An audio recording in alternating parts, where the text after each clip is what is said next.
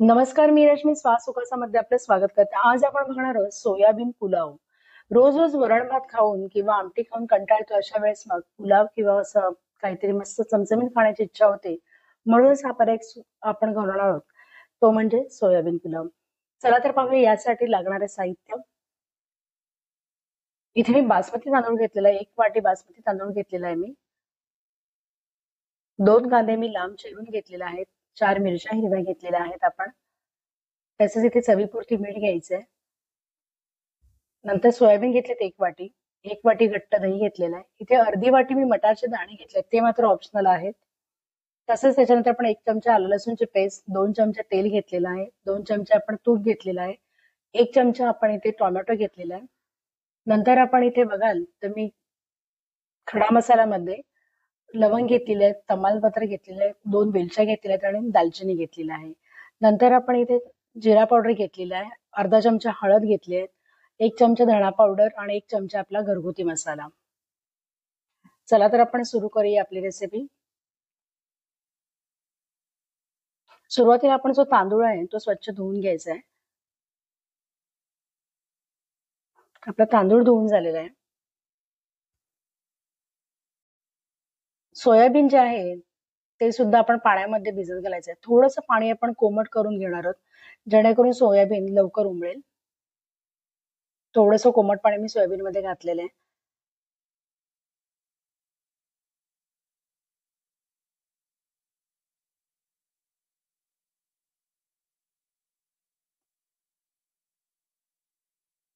Soybean आपलं उमळण्यासाठी साधारण 15-20 मिनिटाचीच गरज असते. आपण बघाल ते वाफ निघत आहे. सोयाबीन थोडंसं आपण स्पूनच्या साह्याने हलवून घेऊया, मिक्स करून घेऊया, जेणेकरून पाण्यामध्ये तो व्यवस्थित उमळेल. आपलं सोयाबीन आता भिजून झालेलं आहे व्यवस्थित. तो आता आपण एका मोठ्या भांड्यामध्ये काढून घेऊया.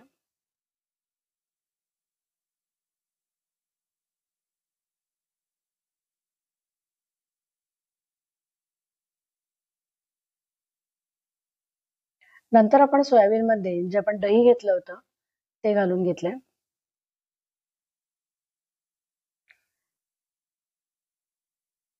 त्यानंतर आपण आपले मसाले म्हणजे गरम मसाला, धणा पावडर, हळद,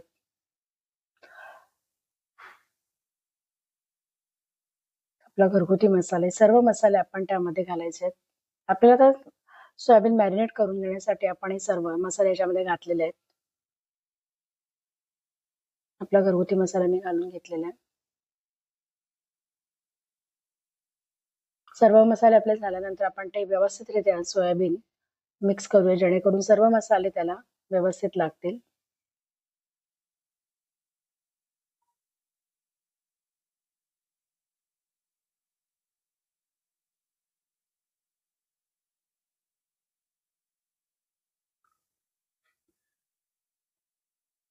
एका मोठ्या भांड्यामध्ये मी आता गरम करून त्याच्यामध्ये तेल घातलेलं आहे, 2 चमचे. तेल आपलं गरम झालं की त्यामध्ये आपण आपले खडे मसाले घालून घेणार आहोत. थोडंसं मी ते तूप सुद्धा सुरुवातीलाच घालणार आहे. 1-2 चमचे साजूक तूप घाला, त्यामुळे मस्त असं टेस्टही येते भाताला. 1 ते 2 चमचे तुमच्यावर प्रमाण आहे. तुम्हाला जर आवडत नसेल तुम्ही ते स्किप केलात तरी चालेल. इथे आता आपण आपले खडे मसाले घालून घेतलेत. अर्धा चमचा आपण एक जिरं घेतलं होतं, दालचिनी, 2 हिरवी वेलची आपली असते ती, तमालपत्र आणि 2-3 लवंग. आपला खडा मसाला फ्राय झाला की त्यामध्ये आपल्याला मिरची आणि कांदा घालून घ्यायचा आहे. हिरवी मिरची सुद्धा तुमच्यावरती आहे. तुम्ही म्हणाल मसाला घातला तर मिरची ती सुद्धा स्किप केलात तरीही याच्यामध्ये चालेल. कांदा आता आपण व्यवस्थित परतून घ्यायचा आहे. मटारचा सीझन होता म्हणून मी याच्यामध्ये मटार थोडे घातले होते, पण तुम्ही फक्त सोयाबीनचा पुलाव केलात तरीही चालेल. इथे मी मटार सोयाबीन मिक्स दोन्हीचा पुलाव केलेला आहे. नंतर आपण आलं लसूणची पेस्ट घालून घेणार आहोत.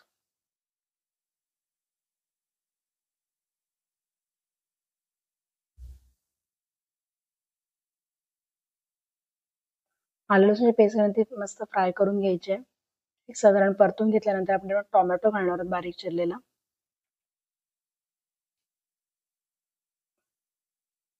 नंतर आपले मटारचे दाणे सुद्धा आपण घालून घेऊया.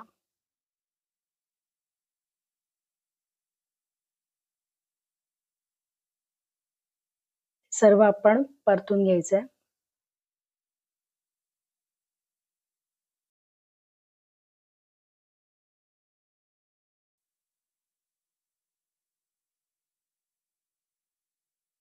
मॅरिनेट केलेलं आपलं सोयाबीन जे आहे ते आपण त्याच्यामध्ये घालणार आहोत.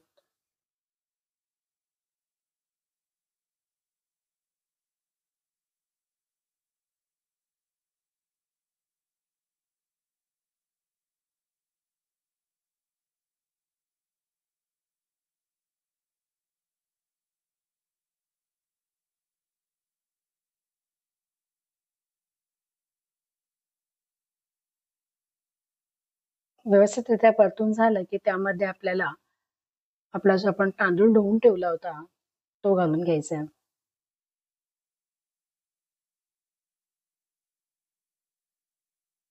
एकदा आपण पुन्हा व्यवस्थित मिक्स करून घेणार आहोत.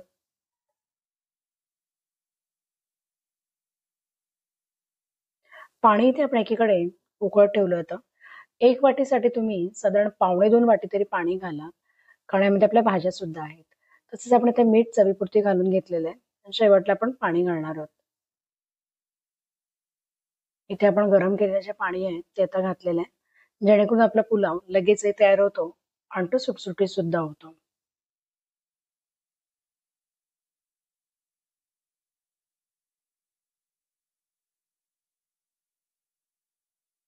इथे आपल्या पुलावाला आता उकळी यायला लागलेली आहे. आपण बघाल वरून थोडीशी कोथिंबीर मी घालून घेणार आहे आणि गॅसची फ्लेम आपण कमी करून त्यावर झाकण ठेवून द्यायचं आहे.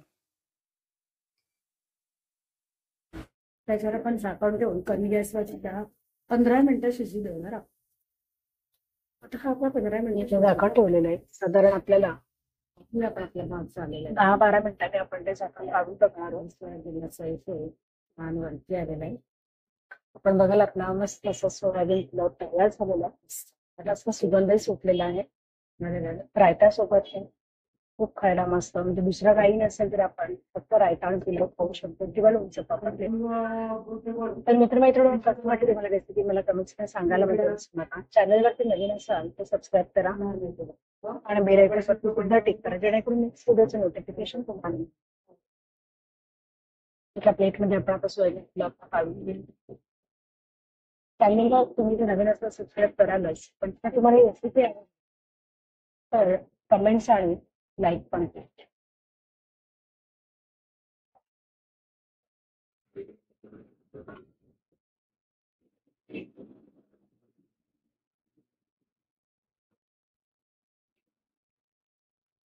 धन्यवाद मित्रमैत्रिणींनो.